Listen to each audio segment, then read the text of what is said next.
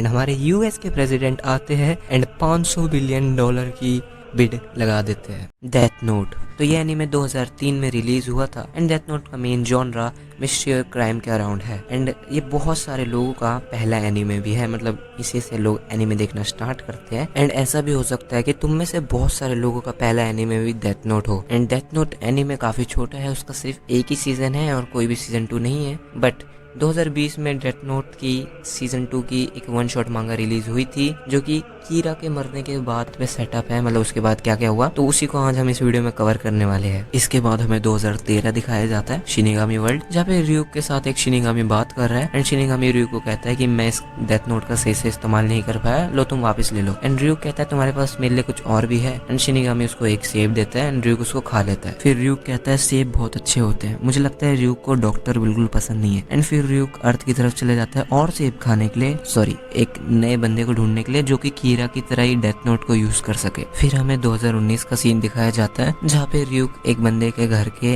नीचे से ऊपर आ रहा है, मतलब फ्लोर की सीलिंग से ऊपर आ रहा होता है एंड ऊपर आता है एंड रियूक उसके सर पे डेथ नोट को टच करवा देता है। जैसे ही रियूक उसके सर पे डेथ नोट को टच करवाता है उसकी सारी डेथ नोट की मेमोरी वापस आ जाती है एंड एकदम से रियूक को देख के पहले वो डरता है, फिर वो शांत हो जाता है बंदा। फिर वो बंदा कहता है 2 साल हो गए रियूक, तो रियूक कहता है हाँ जैसे मैंने वादा किया था मैं फ्लोर के नीचे से ही आया। शिनिगामीज अपने वर्ड्स के बहुत पक्के होते हैं। फिर हमें 2 साल पहले का फैकल्टी रूम दिखाया जाता है जहाँ पे टीचर्स बोलते हैं कि मिनोरू ने फिर से टॉप किया है, ये बंदा जापान का सबसे स्मार्ट बंदा होगा, पर ये अपने ग्रेड्स में मेहनत ही नहीं करता, मतलब वो जो मेन सब्जेक्ट है उनमें नहीं पढ़ता। फिर हमें पार्क में मिनोरू बैठा हुआ दिखाई देता है जिसके हाथ में उसका इंग्लिश का पेपर है जिसमें उसको सिर्फ 28 नंबर मिले हैं। एंड फिर एकदम से उसके सर पे एक किताब आके लगती है जिससे उसको डेफिनेटली दर्द होता है एंड वो कहता है ये क्या है। फिर उसका एक आवाज आती है कि ये आपसे तुम्हारी है। मिनोरू पीछे देखते हैं तो उसके सामने अपना रियूक खड़ा हुआ था। मिनोरू रियूक को देख के बहुत तेज चिल्लाता है एंड रियूक पूछता है मैंने सुना है तुम बहुत ज्यादा स्मार्ट हो। मिनोरू कहता है क्या? रियूक कहता है मैंने सुना था तुम्हारे टीचर्स कह रहे थे तुम 3 साल से टॉप कर रहे हो, जापान के बेस्ट स्टूडेंट हो। मिनोरू कहता है कि शायद वो इंटेलिजेंस टेस्ट की बात कर रहे होगे। रियूक को समझ नहीं आता तो मिनोरू कहता है ये एक तरह का टेस्ट होता है जो कि तुम्हारे सबकॉन्शियस माइंड को चेक करता है कि मतलब तुम कितने स्मार्ट हो वो सब। फिर इसके बाद रियूक कहता है इसका मतलब तू बेवकूफ है। मिनोरू कहता है नहीं ऐसी बात नहीं है, मैं क्विज और रिडल्स में थोड़ा समझदार हूँ। रियूक उसकी तरफ अजीब से देखता है एंड मिनोरू कहता है हाँ भाई हूँ समझदार। फिर रियूक कहता है चल मिनोरू तेरे घर चलते हैं, पर मिनोरू कहता है नहीं मेरे घर मत जाओ। रियूक कहता है टेंशन मत ले, तेरे सिवा मेरे को कोई नहीं देख सकता। फिर मिनोरू कहता है फिर भी मेरा घर काफी मैसी है। फिर हमें मिनोरू के घर का सीन दिखाया जाता है जहाँ पे मिनोरू चिल्लाता होता है क्या ये कीरा की बुक है? अगर ये कीरा की बुक है तो भाई मुझे नहीं चाहिए, भाई तू लेके चले जा इसको, मैं इसको इस्तेमाल नहीं करूंगा। रियूक मिनोरू को शांत कराता है। रियूक कहता है भाई रोक, मुझे नहीं सुन सकते पर लोग तुझे तो सुन सकते हैं, इतना तेज क्यों चिल्ला रहा है, पागल है क्या? फिर रियूक मिनोरू से कहता है भाई तू कीरा के बारे में बहुत जानता है। मिनोरू कहता है हाँ मेरी मिडिल स्कूल की हिस्ट्री की बुक्स में कीरा का एक चैप्टर है। एंड फिर रियूक कहता है अच्छा यहाँ के लोग ऐसे देखते हैं कीरा को? मिनोरू कहता है नहीं हमें ऐसा पढ़ाया गया है हिस्ट्री में कि कीरा एक मास मर्डरर था जो गॉड बनने चाहता था एंड बहुत सारे लोग उसको गॉड मानते भी है। फिर हमें डेथ नोट के रूल्स दिखाए जाते हैं, मतलब कि कैसे डेथ नोट को यूज कर सकते हो। ये वही रूल्स है जो हमें एनिमे में दिखाए गए हैं। पहला रूल यही है कि इसमें डेथ नोट में जिसका भी नाम लिखोगे मर जाएगा। दूसरा रूल ये है कि जिस बंदे को आप मारना चाहते हो उसका चेहरा आपके दिमाग में होना चाहिए ताकि 2 सेम नाम वाले बंदे नहीं मरे। तीसरा रूल ये है कि अगर आप कॉज ऑफ डेथ लिखते हो 40 सेकंड के अंदर तो वो बंदा उसी तरीके से मरेगा। उसके बाद एक और रूल है कि कॉज ऑफ डेथ लिखने के बाद आपको डेथ की डिटेल्स भी लिखनी पड़ेगी। 6 मिनट आपको मिलेगा डेथ की डिटेल्स लिखने में और सोचने में। मिनोरू कहता है मुझे इस पे यकीन नहीं होता। फिर वो रियूक से पूछता है क्या तुम मुझे कीरा के बारे में थोड़ा और बता सकते हो? और रियूक कहता है बिल्कुल, एक सेब ला के दे मुझे। मिनोरू रियूक से कहता है तुम बहुत लकी हो, मेरी मॉम एक एप्पल ओनली डाइट पे है इसलिए मेरे घर में सेब है। रियूक सेब को खा लेते हैं। रियूक कहता है भाई देख मैं तेरे को कीरा की पर्सनल डिटेल्स तो नहीं बता सकता पर मैं इतना बता सकता हूँ जो मुझे याद है। फिर मिनोरू कहता है कीरा ने इन रूल्स का बहुत अच्छी तरीके से इस्तेमाल किया, वो सही में बहुत स्मार्ट होगा। रियूक कहता है हाँ भाई वो पूरे जापान में नंबर 1 ग्रेड्स लाता था। फिर मिनोरू कहता है कि भाई 10 साल में बहुत कुछ बदल गया है, बहुत डेवलप हुआ है, हर जगह कैमरे हैं एंड जैसे कीरा ने 10 साल पहले किलिंग्स की थी वैसे तो मैं बिल्कुल नहीं कर पाऊंगा एंड पुलिस भी किसी को भी बहुत आसानी से ट्रैक कर सकती है, तो मेरे बस की तो ये है नहीं। पर अगर कीरा होता तो किसी न किसी तरीके से डेथ नोट को यूज जरूर करता। रियूक बोलता है इसका मतलब तू नहीं कर सकता मिनोरू। मिनोरू कहता है क्या मतलब है तुम्हारा? एंड उसके बाद मिनोरू समझ जाता है अपने मन में। मिनोरू कहता है कि ये शिनिगामी चाहता है कि मैं भी वही करूँ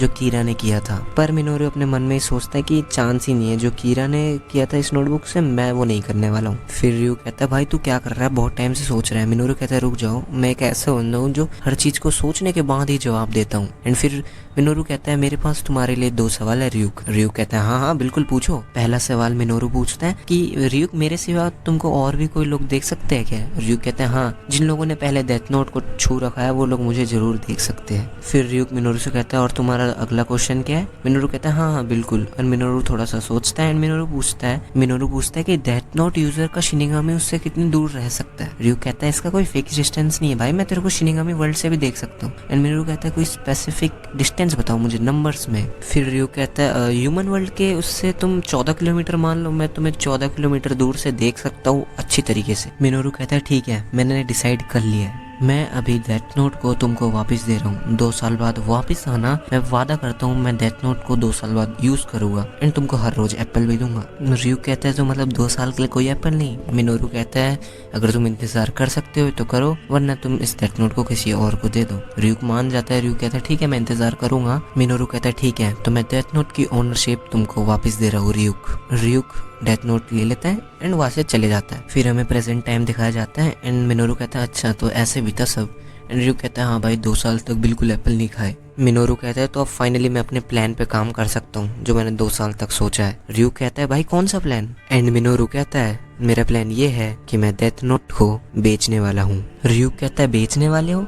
मिनोरू कहता है हाँ मैं इसको ऑनलाइन ऑक्शन पे लगाने वाला हूँ। रियू कहता है सुनने में तो अच्छा है, पर 2 साल पहले तुमने ही कहा था कि इंटरनेट पे तुम्हें कोई भी ट्रैक कर सकता है। मिनोरू कहता है मैं इंटरनेट का यूज ही तो नहीं करने वाला, तभी तो मैंने पूछा था कि तुम मुझसे कितनी दूर रह सकते हो। रियू को मिनोरू की बात समझ नहीं आती, पर फिर मिनोरू रियू को एक सेब देता है एंड बोलता है तुमने कहा था 14 किलोमीटर, साकुरा टीवी यहाँ से 11 किलोमीटर दूर है, वहां जाओ और एक पेन और पेपर पकड़ो। फिर हमें साकुरा टीवी दिखाया जाता है जहाँ पे वो शाम की खबर दे रहे थे एंड सडनली उनके सामने मतलब न्यूज लाइव थी तो एक कागज उड़ने लगता है जिसपे लिखा था कि कीरा की पावर अब ऑक्शन में है, जिनको भी खरीदना है ट्विटर पे अपनी बिडिंग करो अमेरिकन डॉलर्स में। इसके बाद ये पूरी उनकी जो टीम थी, स्टाफ था साकुरा टीवी की, वो देखते हैं, वो भी शॉक होते हैं क्योंकि पेपर हवा में उड़ रहा था। साकुरा टीवी वाली न्यूज उस टाइम पे लाइव थी, तो जो लोग भी जापान में उसको देख रहे थे उस टाइम पे, तो वो भी कागज को उड़ते हुए देख रहे थे। और साकुरा टीवी वाले लोग उन सबसे माफी मांगते हैं एंड उसके बाद हमको ये पता चलता है कि ये तो अपना रिव्यू कर रहा है एंड मिनोरू भी अपने घर में आराम से बैठ के ये सब देख रहा होता है। मात्सुदा भी इस न्यूज को लाइव देख रहा था एंड वो बहुत शॉक होता है रिव्यू को देख के, इसलिए वो भाग के जाता है अकीजावा के पास एंड कहता है रिव्यू डेथ नोट को बेचने की कोशिश कर रहा है। अकीजावा कहता है रिव्यू नहीं, जिसको डेथ नोट मिली है वो कोशिश कर रहा है। जैसे ही 30 मिनट होते हैं रियू कागज को नीचे गिराता है एंड नीचे फ्लोर से चले जाता है। साकुरा टीवी वाले देख के बहुत शॉक होते हैं क्योंकि कागज एकदम से नीचे गिर चुका होता है। फिर हमें अगले दिन मिनोरू का क्लासरूम दिखाया जाता है जहाँ पे सब लोग साकुरा टीवी और कीरा की बात कर रहे थे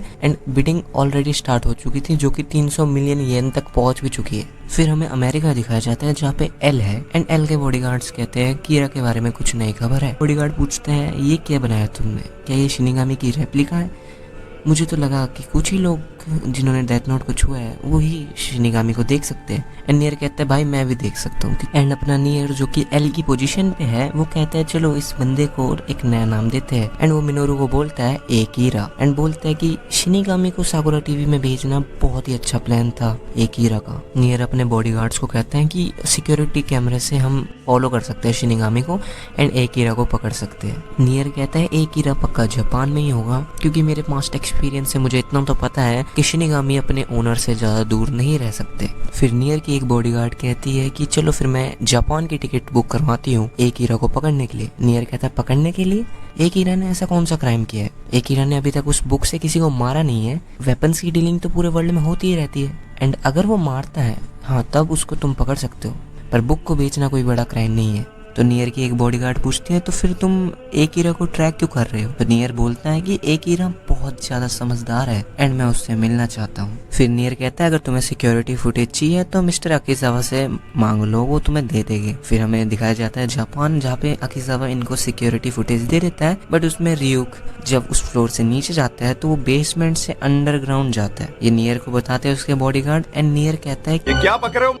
शिनिगामी अंडरग्राउंड होके एकीरा के घर गया है तो उसको तो हम ट्रैक कर ही नहीं सकते, ये बोल के नियर अपना रेप्लिका को फेंक देता है जो कि टूट जाता है। एंड उसके बाद नियर कहता है कि ये बहुत सोचा समझा प्लान है, क्योंकि जैसे ही एकीरा डेथ नोट की ओनरशिप छोड़ेगा उसकी सारी याददाश्त मिट जाएगी डेथ नोट से रिलेटेड, तो हम उसको नहीं पकड़ सकते। उसका बॉडीगार्ड कहता है तो मतलब कोई चांस नहीं उसको पकड़ने का। तो फिर नियर कहता है एकीरा को पकड़ने का एक ही चांस है, जब वो पैसे लेगा एंड डेथ नोट को अपने नए ओनर को देगा, उसी बीच तुम पकड़ सकते हो एकीरा को। एंड मेरे कहना तो ये है कि तुम एक काम करो कि जिसके भी अकाउंट में सबसे ज्यादा पैसे आएंगे ऑक्शन खत्म होने के बाद उसी को ट्रैक करो। एंड अभी तो हम यही कर सकते हैं कि हम शांति से बैठे एंड देखे कि ऑक्शन कौन जीतेगा। रियुक पूछता है तो सब कैसे चल रहा है। मिनोरू कहता है कि सही चल रहा है, 10 बिलियन येन तक पहुंच गई है बिडिंग। एंड मिनोरू कहता है मुझे थोड़ा डर भी लग रहा है। रियुक कहता है भाई तूने कोई डेडलाइन वेडलाइन सोची है। एंड रियुक पूछता है क्या मुझे एप्पल मिलना भी बंद हो जाएगी। मिनोरू कहता है मैंने डेडलाइन तो नहीं सोची है पर मेरे पास अभी इतने पैसे है तुम थोड़े दिनों और एप्पल दे सको। फिर मिनोरू अगले दिन रियुक के हाथों एक और मैसेज पहुंचवाता है साकुरा टीवी में, जिसमें लिखा था कि भाई 1 हफ्ता रह गया है ऑक्शन खत्म होने में। ये वाली न्यूज भी साकुरा टीवी पे लाइव चल रही थी। एंड तभी मात्सुदा भाग के आता है एंड मात्सुदा बोलता है एंड उसके बाद मात्सुदा लाइव टीवी पे बोल देता है कि भाई कीरा की पावर खरीदने के बारे में सोचना भी मत। एंड उधर से रियुक कहता है भाई क्या हाल चल है तेरे। एंड वहाँ पे एक न्यूज रिपोर्टर मात्सुदा को पहचान लेता है एंड कहता है भाई तू कुछ सालों पहले कीरा वाले केस पे ही काम कर रहा था ना। एंड मात्सुदा कहता है हाँ मैं वही हूँ। इसके बाद हमें नियर का सीन दिखाया जाता है जहाँ पे नियर की बॉडीगार्ड कहती है इसने बस लोगों को और यकीन दिला दिया इस कीरा वाली चीज में। मात्सुदा के बॉस उसको बहुत डांटते हैं एंड बोलते हैं कि भाई लाइव टेलीविजन पे ये सब बोलने की क्या जरूरत थी। फिर हमें मिनोरू की क्लासरूम का सीन दिखाया जाता है जहाँ पे हमें पता चलता है कि बिडिंग 300 बिलियन डॉलर तक पहुंच चुकी है। मतलब ये कोई एक बंदा नहीं कर रहा, अभी एक गवर्नमेंट्स कर रही है बिडिंग। एंड इंडियन रुपीज में 300 बिलियन डॉलर कुछ इतने होते हैं। मिनोरू एक और मैसेज भिजवाता है रियुक के हाथों जिसमें लिखा होता है कि अब जो गवर्नमेंट्स बिड कर रही है तो ऑफिशियल अनाउंस करो कि तुम कितने पैसे दोगे खरीदने के लिए डेथ नोट को। नियर कहता है अब आएगा ना मजा। एंड हमारे यूएस के प्रेसिडेंट आते हैं एंड 500 बिलियन डॉलर की बिड लगा देते हैं, मतलब लाइव टेलीविजन पे आके। फिर चाइना के प्रेसिडेंट आके 1 ट्रिलियन डॉलर की बिड लगाते हैं एंड वो बोलते हैं कि हम इस डेथ नोट को अच्छे चीजों के लिए यूज करेंगे। फिर अमेरिकन प्रेसिडेंट आके बोलते हैं कि हम इसको कभी यूज ही नहीं करेंगे, वर्ल्ड की शांति बनाए रखेंगे हम। फिर अगले दिन मिनोरू साकुरा टीवी में एक और मैसेज भिजवाता है जिसमें लिखा होता है कि जो भी लीडर्स बिड कर रहे हैं वो टीवी पे कोई बकवास मत करो, बस अपनी प्राइस मनी बताओ। चाइनीज प्रेसिडेंट का एक इंटरव्यू होता है एंड चाइनीज प्रेसिडेंट कहते हैं कि हम अमेरिका को ये लेने नहीं दे सकते। पर अगले दिन अमेरिका प्रेसिडेंट 1 क्वाड्रिलियन येन की बिट लगा देता है। मिनोरू के स्कूल में सब इसी बारे में बात कर रहे थे कि जापान ऑब्वियसली यूएसए को ज्यादा प्रेफरेंस देगा चाइना से। उसके बाद हमें मिनोरू के घर का सीन दिखाया जाता है जहाँ पे मिनोरू रियू को कहता है कि मैं इस बिडिंग को कल खत्म कर दूंगा, जो भी ये ऑक्शन जीतेगा डेथ नोट उसको दे देना रियुक। फिर हमें नियर दिखाया जाता है जिसके मन में बहुत सारे सवाल है, पर सबसे बड़ा सवाल उसके पास यही है कि इतने सारे पैसे एक हीरा ट्रांसफर कैसे करेगा अपने अकाउंट में, या कैसे लेने वाला है वो इतने पैसे, क्योंकि वरना वो आसानी से ट्रैक हो जाएगा अगर बैंक अकाउंट में डायरेक्टली पैसे लेगा। उसी रात को हमें मिनोरू के घर का सीन दिखाया जाता है जहाँ पे एक और शिनिगामी आता है जिसका नाम जस्टिन है एंड वो रियुक को कहता है कि भाई तेरे को शिनिगामी किंग ने बुलाया है तो जल्दी चल। रियुक को समझ नहीं आता एंड रियुक कहता है क्यों क्या हुआ। जस्टिन कहता है भाई मेरे को नहीं पता, बस किंग ने बुलाया है जल्दी चल। फिर हमें सुबह दिखाया जाता है जहाँ पे पूरा जापान शॉक हो रखा है क्योंकि डेथ नोट यूएस के प्रेसिडेंट को सोल्ड आउट हो चुकी है, वो भी इतने पैसों में। भाई एक बार जीरो चेक करो। और उस मैसेज में ये भी लिखा होता है कि पैसे कैसे ट्रांसफर करने हैं वो 24 घंटे में बता दिया जाएगा। चाइनीज प्रेसिडेंट भी इस न्यूज़ के बाद शॉक थे एंड नियर का एक बॉडीगार्ड कहता है कि चल भाई अब तो अपनी गवर्नमेंट से आसान ही है डेथ नोट सीज कराना। तो नियर कहता है जा फिर करवा ले। नियर का बॉडीगार्ड कहता है तू नहीं आएगा मतलब। नियर कहता है नहीं क्योंकि मैं अमेरिका में रहता हूँ। नियर कहता है अभी भी एक हीरा की सबसे बड़ी प्रॉब्लम यही है कि वो इतना सारे पैसे ट्रांसफर कैसे करवाएगा या ट्रांजेक्शन कैसे करवाएगा। नियर के बॉडीगार्ड कहते हैं हाँ तुम सही कह रहे हो। फिर नियर कहता है 1 क्वाड्रिलियन येन, एक जैपनीज अपनी पूरी जिंदगी मेहनत करे तब भी वो 300 मिलियन ही कमा सकते। तो एक हीरा ने क्या सोचा होगा, कुछ तो सोचा होगा क्योंकि वो स्टार्टिंग से इसी चीज के बारे में सोच रहा होगा। फिर अगले दिन एक और मैसेज भिजवाता है एक हीरा जिसमें लिखा होता है कि जीती हुई जो अमाउंट है वो 27 तारीख को सभी लोगों के बैंक अकाउंट में इक्वली डिवाइड कर देना जिनके भी योत्सुबा बैंक में खाते खुले हैं और जो भी 60 साल से नीचे के हैं। एंड ये सुन के ही पूरा जापान जिनके भी योत्सुबा बैंक में अकाउंट है सब पागल हो जाते हैं, कहते 1 क्वाड्रिलियन येन बटने वाला है, मतलब सबको 1 बिलियन येन मिलने वाला है। मिनोरू के घर में उसकी मम्मी भागते हुए मिनोरू के पास आती है एंड कहती है तेरा भी एक योत्सुबा बैंक में अकाउंट है ना। मिनोरू कहता है हाँ, एंड उसकी मम्मी कहती है कि भाई अब हम अमीर होने वाले हैं, हम पे बहुत पैसा आने वाला। हमारे मिनोरू की सब लोग तारीफें कर रहे हैं, उसकी जय जयकार कर रहे हैं, उसको एक भगवान का दर्जा दे दिया है। एंड योत्सुबा बैंक के बाहर सब लोग चिल्ला रहे हैं कि हमें हमारे 1 बिलियन येन दो फटाफट। एंड भाई हमारे मिनोरू ने एक मास्टरमाइंड गेम खेला है, आगे हमारा नियर बताएगा कैसे। फिर आगे हमारा नियर कहता है 60 साल से नीचे वाले लोग। ये वर्ड यूज करके एक ईरा ने बहुत ही इंटेलिजेंस दिखाई है। ऐसा करके उसने अपने पैसे तो कम करे, मतलब उसका शेयर, बट अपने बचने के चांस बढ़ा दिए। अगर वो कहता कि 30 साल से अंडर वाले तो उसके पकड़े जाने के चांस बढ़ते एंड पैसे भी, बट उसने 60 साल चुना ताकि बहुत सारे लोगों के नाम आए एंड पकड़े जाने के चांसेस भी कम हुए। हालांकि पैसे भी कम मिले, बट इतने पैसा डिवाइड होने के बाद भी उसके पास 1 बिलियन येन है। फिर नियर कहता है कि आज एल बनने के बाद पहली बार मैं अपनी हार एक्सेप्ट करता हूँ। मतलब हमारे भाई मिनोरू ने नियर को भी हरा दिया।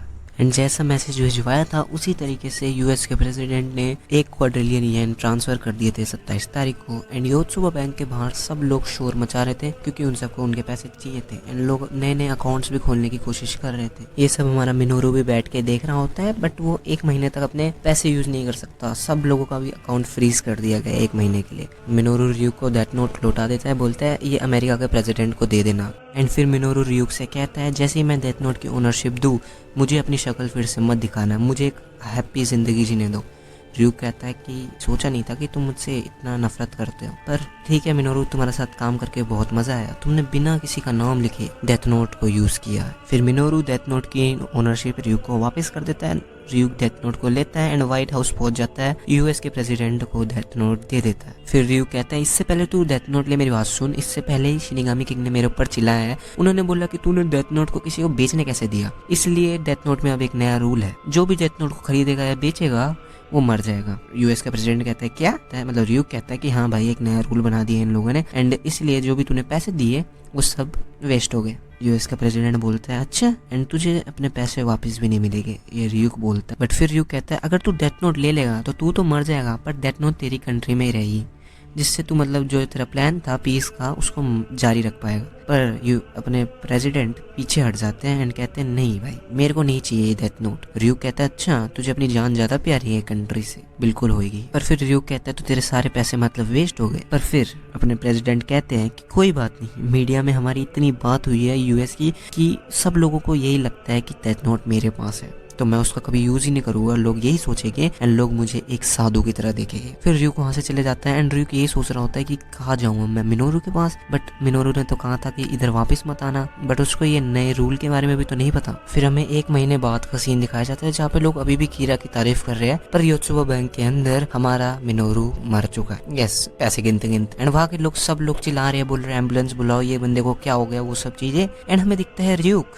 जो कि योत्सुबा बैंक के ऊपर बैठा है एंड जिसने ही मिनोरू का नाम लिखा है लाइट यागामी के नीचे। एंड रियूक कहता है क्या शर्म की बात है, इसका प्लान बिल्कुल परफेक्ट था, बट मुझे ऐसा लगता है इसका कोई मतलब नहीं है, क्योंकि जो भी डेथ नोट का यूज करेगा उसके साथ अंत में कुछ बुरा ही होगा। एंड हमारा रियूक अभी भी सेब के बारे में ही सोच रहा है एंड रियूक कहता है कि यार यहाँ पे कोई और नहीं है क्या जो डेथ नोट को इस्तेमाल करे। एंड बस इसी के साथ हमारी डेथ नोट की 1 शॉट मांगा खत्म होगी। आई होप आपको वीडियो अच्छी लगी होगी। वीडियो अच्छी लगी है तो चैनल को सब्सक्राइब कर देना एंड मैं मिलता हूँ आपसे अगली वीडियो में, तब तक के लिए बाय बाय।